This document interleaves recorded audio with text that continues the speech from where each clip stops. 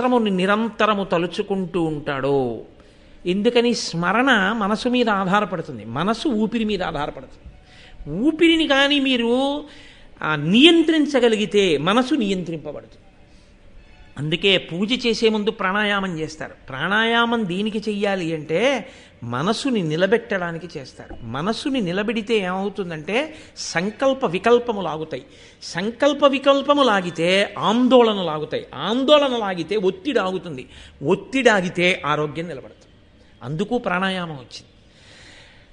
మీరు చూడండి, మనసుని విడిచిపెట్టారనుకోండి, ఎన్నిటినో సృష్టిస్తుంది. అంతే, ఎక్కడ లేని ఆందోళన పుడుతుంది. ఈ ఆందోళన ఆరోగ్యానికి భంగకరం అవుతుంది. ప్రాణాయామం చేసేది దేనికి అంటే ప్రాణాయామముగా కాదు ఆరోగ్యకారకం, ప్రాణాయామము మనసును నియంత్రించే సాధనంగా ఆరోగ్యకారకం.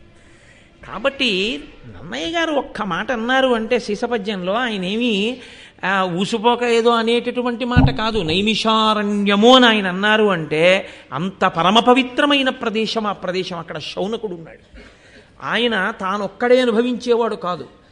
ఆయన ఇన్ని చదువుకున్నవాడై ఆయన గొప్పతనం ఏమిటంటే భగవంతుడి గురించి చెప్పేవాడొచ్చాడు అంటే చేతులొగ్గి నమస్కరించి అయ్యా మీరు చెప్పండి అని ఉన్నతమైన ఆసనం మీద కూర్చోపెట్టి తాను కూర్చుని పరమ ప్రీతితో, పరమ భక్తితో, పరమ గౌరవంతో అడిగి తెలుసుకుంటాడు.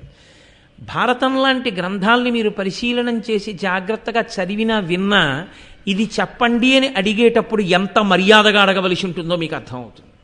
ఆ భారతాన్ని సరిగ్గా చదవకపోతే, సంస్కారంలో దోషం ఉంటే ఎప్పుడు ఏది ఎలా అడగాలో కూడా తెలియని పరిస్థితి వస్తుంది. కాబట్టి నైమిషారణ్యం అనేటటువంటి పుణ్యక్షేత్రంలో శౌనకుడు అనేటటువంటి పరమ మౌని ప్రతిరోజు 11,000 మందికి అన్నదానం చేశాడు మహానుభావుడు. భోజనం పెట్టి వేదవేదాంగములను శ్రవణం చేయించేవాడు ఆయన. పరమమౌని బ్రహ్మర్షి గణ సముపాసితుండై సర్వలోకహితార్థంబు. ఆయన ఇన్ని చదువుకున్నవాడు, పరమ మౌని అయినవాడు, చుట్టూ బ్రహ్మర్షులతో కూడి ఉన్నటువంటి వాడు. ఆయన చేస్తున్నదేమిటి అంటే 12 సంవత్సరములు కొనసాగేటటువంటి సత్రయాగాన్ని చేస్తున్నట్టు. యాగములు అనేకమైనటువంటి యాగములు ఉంటాయి. మళ్ళీ ఇందులో సత్రయాగము అని ఒక యాగం. ఈ సత్రయాగం చాలా గమ్మత్తుగా ఉంటుంది. బ్రాహ్మణుణ్ణి దానం పట్టమని చెప్పింది శాస్త్రం. ఏమి బ్రాహ్మణుడే ఎందుకు దానం పుచ్చుకోవడం అంటే ఇచ్చిన పంచెల చాపల్లా తాను కట్టేసుకోకూడదు. పంచెల చాపులు పుచ్చుకుంటే ఒక 5 or 6 తాను కట్టుకోవడానికి ఉంచుకుని మిగిలిన పంచెల చాపులు తీసుకెళ్ళి వేరే ఉంచాలి. ఉంచి దేవాలయంలో శారదా నవరాత్రులు అవుతున్నాయండి అన్నారనుకోండి, దీక్షావస్త్రాలుగా కట్టుకోండి అని ఋత్విక్కులకి తీసుకొచ్చి ఓ 10 or 15 పంచెల చాపులు ఇచ్చేసేయాలి. బ్రాహ్మణుడు నేర్చుకోవలసిన మొదటి లక్షణం ఏమిటంటే కేవలము ఉన్నదాన్ని తాను అనుభవించుట కాదు, వైదిక సంస్కారము పెరగడానికి మళ్ళీ తనకి వచ్చిన దాన్ని తిరిగి పెట్టుబడిగా ఇచ్చేస్తూ ఉండాలి. తాను అనుభవించడానికి బ్రాహ్మణుడు పుచ్చుకోకూడదు. అందుకే బ్రాహ్మణుడి జీవితము అంత నిరాడంబరంగా ఉండాలి అని శాస్త్రాలు చెప్పడానికి కారణం అదే. కాబట్టి సత్రయాగము అన్న మాటకు అర్థం ఏంటంటే దానికి యజమానులు ఉండరు. యజమాని ఉంటాడు, చేయించేవారు ఉంటారు యాగాన్ని. యజమాని అంటే కోరిక ఆయనది, ఆయన కొరకు యాగం జరుగుతుంది. దశరథ మహారాజు గారికి పిల్లలు లేరు. దశరథ మహారాజు గారు వశిష్ఠుణ్ణి ఆశ్రయించాడు. వశిష్ఠుడు అన్నాడు అశ్వమేధయాగం చెయ్యాలన్నాడు. అశ్వమేధయాగం చేస్తే ఏమవుతుంది? వశిష్ఠుడికి ఏం కలిసి రాదు. సంతానము కలగకుండా ఏ దోషము ప్రతిబంధకంగా దశరథ మహారాజు గారికి అడ్డం వచ్చి నిలబడిందో ఆ దోషము తొలగిపోతుంది. ఇప్పుడు ఆ దోషము తొలగడానికి ఈ యాగము చెయ్యవలసి ఉంటుంది వశిష్ఠుడు చెప్పాడు. ఇప్పుడు ఆ యాగం చేశాడు, ప్రతిబంధకం పోయింది. ఇప్పుడు ఏం కావాలి? సత్పుత్రులు కావాలి. పుత్రకామేష్టి చెయ్యి. ఇప్పుడు కొడుకులు కావాలని అడుగు, పాపం పోయింది, ఇప్పుడు నీకు కొడుకులు కలుగుతారు. ఇప్పుడు ఇష్టి చేశాడు, పాయస పాత్ర పట్టుకుని యజ్ఞపురుషుడు పైకి వచ్చాడు. యాగము అన్న మాట, హోమము అన్న మాట, బలి అన్న మాట 3 ఉంటాయి. వాటిని కొంచెం జాగ్రత్తగా మీరు పరిశీలనం చేయవలసి ఉంటుంది. యాగము, యాగశాల అని ఉంటాయి. ఇప్పుడు పొద్దున్న కుంభాభిషేకానికి వేస్తారు పక్కన యాగశాల. యాగశాల ప్రవేశమే అద్భుతమైన విషయం. అసలు ఆ దీక్షావస్త్రాలు కట్టుకుని మంగళవాయిద్యాలతో లోపలికి వెడతారు. అందరూ యాగశాలలోకి వెళ్ళకూడదు. యాగశాల చుట్టూ ప్రదక్షిణం చెయ్యాలి మనమందరం. యాగశాలలోకి ఋత్విక్కులు పెడతారు. వెళ్ళి అగ్నిముఖంగా హవిస్సునిస్తారు. ఇచ్చి దేవతల్ని పిలిచి పట్టుకెళ్ళండి అని ఇస్తారు. అంటే వాళ్ళకి అన్నం పెడతారు. అగ్నిముఖంగా వాళ్ళ అన్నం తింటారు. వాళ్ళ అన్నం తినడానికి వచ్చి కూర్చుంటారు. ఇవాళ మనని పిలుస్తారు, వీళ్ళు అన్నం పెడతారని. మనం పిలిచామనుకోండి, భోజనానికి రండి అంటాం, తప్పు. దేవతార్చనకి రండి అనాలి. వచ్చి కూర్చుంటే అయ్యా వడ్డించేస్తున్నాం కూర్చోండి అంటారు. వడ్డించేస్తున్నాం కూర్చోండి అంటే ఎందుకు కూర్చున్నాడు? భోజనం పెడతారని కూర్చున్నాడు. అలాగే యాగశాల నిర్మాణం చేసి నాందీ ప్రస్తావన చేసేస్తే దేవతలు వచ్చి కూర్చుంటారు హవిస్సు కోసం. అందుకని యాగశాలలోకి అందరూ వెళ్ళరు. దానికి తగిన నియమపాలనం చేసేవాళ్ళు దీక్షితులు. అందుకే యాగం చేస్తేనే దీక్ష అన్న పేరు వచ్చింది. దీక్షావస్త్రాలు కట్టుకుని వాళ్ళు యాగశాలలోకి ఎడతారు.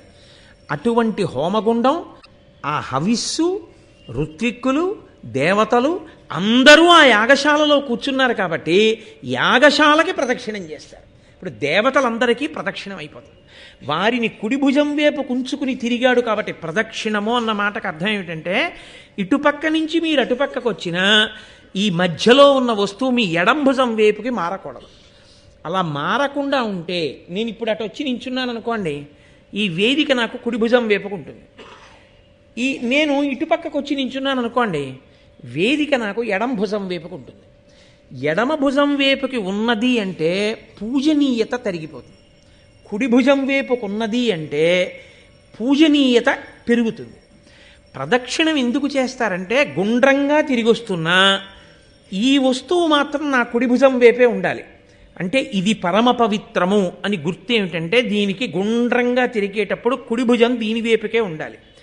ఇది ఇంత పవిత్రమైన వస్తువు కాబట్టి దీని చుట్టూ నేను తిరిగినప్పుడు దీనిలో ఉన్న శక్తి నా మీద ప్రసరిస్తుంది. ప్రసరించి నాకు అభ్యున్నతినిస్తుంది. మీరు ఒక దేవాలయానికి ప్రదక్షిణం ఎందుకు చేస్తారంటే, దేవతామూర్తి కింద యంత్రం ఉంటుంది. ఆ యంత్రం తన శక్తిని చిమ్ముతూ ఉంటుంది చుట్టూను. మీరు మౌనంగా ప్రదక్షిణం చేయాలి. ఊసుపోని కబుర్లు చెప్తూ సెల్ ఫోన్ చెవిలో పెట్టుకుని ప్రదక్షిణాలు చేస్తే ఉన్న ఫలితం రాదు కదా. దేవాలయాలకు మళ్ళీ మళ్ళీ కుంభాభిషేకాలు చేయాల్సి వస్తుంది. కాబట్టి కలియుగంలో దేవాలయాల యొక్క శక్తి క్షీణించిపోవడానికి కారణం అదే. అమర్యాదతో కూడినటువంటి నడవడి దేవాలయంలో. కుడి భుజం వైపుకి దేవాలయం యొక్క గోడని ఉంచి చుట్టూ తిరుగుతాడు మౌనంగా. అప్పుడు ఆ యంత్రము యొక్క శక్తి తన మీద పడుతుంది. అందుకే ప్రతిరోజు దేవాలయానికి ప్రదక్షిణం చేస్తారు. మీరు రామాయణ మహాకావ్యాన్ని చదివితే ప్రతి చోట రామచంద్రమూర్తి ఎక్కడెక్కడ పూజనీయమైన వస్తువు కనపడితే అక్కడక్కడ ప్రదక్షిణం చేసి వెడతాడు, అప్రదక్షిణంగా వెళ్ళడు. మహాభారతంలో మీరు విరాట పర్వం చూస్తే అర్జునుడు యుద్ధభూమిలోకి వచ్చి నిలబడితే ఆ సారథి ఉత్తరకుమారుడితో చెప్తాడు, నీవు రథం నడిపేటప్పుడు ఎప్పుడూ ద్రోణాచార్యుల వారికి కానీ భీష్మాచార్యుల వారికి కానీ నా ఎడం భుజం వేపుకి వాళ్ళ రథాలు ఉండేటట్టు తోలకుసుమా. వారు పూజనీయులు, మహానుభావులు, వారు నా గురువు, వారు నాకు పరమేశ్వర స్వరూపుడు. వారు నా ఎడం భుజం వేపుకు ఉండకూడదు. ఎప్పుడు నా రథం వెళ్ళినా నా రథానికి వారు కుడి పక్కన ఉండేటట్టు రథం నడుపు అంటాడు. అంతటి ధర్మైకమూర్తులు కాబట్టే వాళ్ళు అంతటి విజయాన్ని సాధించారు, అంతటి మహోజ్వలమైనటువంటి స్థితిని పొందగలిగారు. కాబట్టి ఆచరణాత్మకమై ఉంటుంది. అదే ధర్మము అన్న మాటకు అర్థము అని నేను మీతో తరచూ ప్రస్తావన చేస్తూ ఉంటాను. కాబట్టి ఆయన సత్రయాగం చేశాడు. సత్రయాగంలో యజమాని కొరకు చెయ్యరు యాగాన్ని. ఎవరు ఋత్విక్కులుగా ఉన్నారో వారే యజమానులుగా ఉంటారు. అంటే వారే చేస్తారు, వారే కోరికను కూడా కోరుతారు. ఇప్పుడు శౌనకుడికి కోరికే ఉంటుంది. శౌనకుడు ఉన్న చోట చేరిన వాళ్ళకి కోరికే ఉంటుంది. వాళ్ళందరూ కలిపురుషుడి యొక్క ప్రభావం మా మీద పడకూడదు, ఈశ్వరానుగ్రహం కావాలి అని అక్కడ కూర్చున్న వాళ్ళు.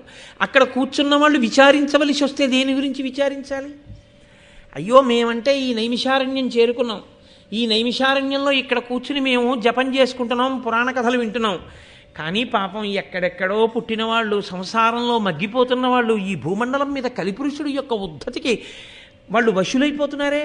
కాబట్టి ఇప్పుడు లోకము యొక్క ప్రయోజనము కొరకు లోకమంతా శాంతిగా ఉండాలి, కలిపురుషుడి యొక్క ఉద్ధతి చేత బాధపడకూడదు. కాబట్టి ఇప్పుడు వాళ్ళు యాగం చేస్తే వాళ్ళకి కోరిక లేదు, కాబట్టి యజమాని లేడు, కోరిక లేదు. కాబట్టి ఋత్విక్కులే యజమానులుగా ఉండి 12 సంవత్సరముల దీర్ఘసత్రయాగం చేస్తున్నాడు శౌనకుడు. అంటే ఆ అరణ్యం ఇటువంటిది, ఆ ప్రదేశం ఎటువంటిది, అక్కడ ఉన్న మహాత్ములు ఎటువంటి వారు, అసలు వాళ్ళ మనసులు ఎటువంటివి, వాళ్ళు చేస్తున్న యాగం ఎటువంటిది. అక్కడికి వెళ్ళాడు మహానుభావుడైనటువంటి సౌతి. నన్నయ్య మహానుభావుడు మహాభారతంలో ఆయన్ని సౌతి కథకుడు ఈ రెండు పేర్లతో ఎక్కువగా పిలుస్తూ ఉంటారు. మళ్ళీ వైశంపాయనుడు వచ్చేంత వరకు కథలో అలాగే పిలుస్తూ తీసుకుని వెడతారు. ఆయన రోమహర్షణుని యొక్క కుమారుడు, ఉగ్రశ్రవసుడు ఆయన పేరు. ఆయన్ని సౌతి అంటారు. రోమహర్షుడిని కుమారుడైనటువంటి ఈ ఉగ్రశ్రవసుడు ఆ నైమిషారణ్యానికి వచ్చాడు. మళ్ళీ నేను మీతో ఒక రెండు మాటలు ప్రస్తావించవలసి ఉంటుంది. ఆయన ఎవరు అన్నది, అక్కడికి ఆయన ఎందుకు వెళ్ళవలసి వచ్చింది అన్నది నేను చెప్పవలసి ఉంటుంది కదా. ఆ వచ్చిన ఉగ్రశ్రవసుని యొక్క తండ్రి గారి పేరు రోమహర్షణుడు. ఆయనకి అసలు రోమహర్షణుడు అన్న పేరు ఎందుకు వచ్చింది, సూతుడు అన్న పేరు ఎందుకు వచ్చింది? సూతుడు అన్న పేరు సాధారణంగా సారథికి అన్వయం చేస్తూ ఉంటారు, లేదా జన్మచేత కొంతమందిని సూత శబ్దంతో పిలుస్తారు. ఇక్కడ రోమహర్షణుడు సూతుడు, కానీ రోమహర్షణుడు సూతుడు అని చెప్పడానికి కారణం ఏమిటో తెలుసా అండి? అది జాతి సంబంధమైనటువంటి అన్వయం కాదు. మీకు కాశీఖండంలో దీనికి సంబంధించినటువంటి రహస్యాన్ని ప్రస్తావన చేస్తారు. పృథు మహారాజు గారు ఒకానొకప్పుడు ఒక పెద్ద యజ్ఞం చేశాడు. ఆ యజ్ఞగుండంలోంచి ఒక మహాపురుషుడు ఆవిర్భవించాడు. అగ్నికుండ సముద్భూత సూత నిర్మలమానస. ఆయన బయటికి వచ్చినప్పుడు ఆ పృథు చక్రవర్తి యొక్క యజ్ఞగుండంలోంచి ఆయన ఆవిర్భవిస్తే ఆయన్ని పిలిచారు అందరూ. అగ్నికుండ సముద్భూత, అగ్నిగుండంలోంచి జన్మించినవాడా, నిర్మలమానస, నిర్మలమైన మనస్సు కలవాడా అని పిలిచారు. ఈయన వేదవ్యాసునికి శిష్యుడై పురాణ వాంగ్మయాన్నంతటినీ కూడా, అష్టాదశ మహాపురాణములనన్నింటినీ కూడా వేదవ్యాసుడి వలన ఉపదేశంగా పొంది ఈ పురాణములనన్నిటినీ కూడా ప్రవచనం చేయడమే తన యొక్క ప్రధాన ధ్యేయంగా పెట్టుకున్నాడు. ఎందుకు అలా పెట్టుకోవాలి ఆయన అంటే, ఆయనకేదో ఉబుసుపోక చెప్పినటువంటి వాడు కాడు. ఆయన దేనికి చెప్పుకున్నాడు ఈ పురాణాన్ని అంటే, ఆయన చెప్పేటప్పుట పొంగిపోయి ఆ కథలో తాను లీనమైపోయి ఎంత పరవశించిపోయేవాడంటే, లోపల తాను ఏ ఘట్టాన్ని వర్ణిస్తున్నాడో ఆ ఘట్టాన్ని తాను దర్శనం చేసి పరవశించి చెప్పేవట. అంత పరవశంతో ఆయన చెప్తాడు కాబట్టి సభలో కూర్చున్న వాళ్ళందరికీ కూడా ఆనందంతో పులకలొచ్చి వెంట్రుకలు నిక్కబుడుచుకుని ఉండేటట్టుగా వింటుండేవారట ఆయన చెప్పేటటువంటి ప్రవచనాన్ని. అంత భక్తి కుదురుకునేది ఆయన మాట్లాడితే.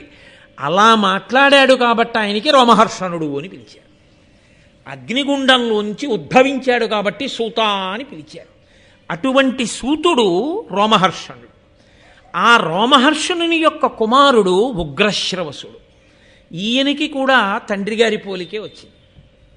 ఈయనకి కూడా ఏమిటి పని అంటే, పురాణ ప్రవచనం చేస్తూ ఉంటాడు. ఈ పురాణ ప్రవచనం ఎందుకు చేస్తారో తెలుసా అండి? పురాణ ప్రవచనము భూతద్దం పెట్టి వస్తువుని చూపించడం అంటుంది శాస్త్రం. వేదం ఉంటుంది. వేదము రాజశాసనం ఎలా మాట్లాడుతుందో అలా మాట్లాడుతుంది. సత్యం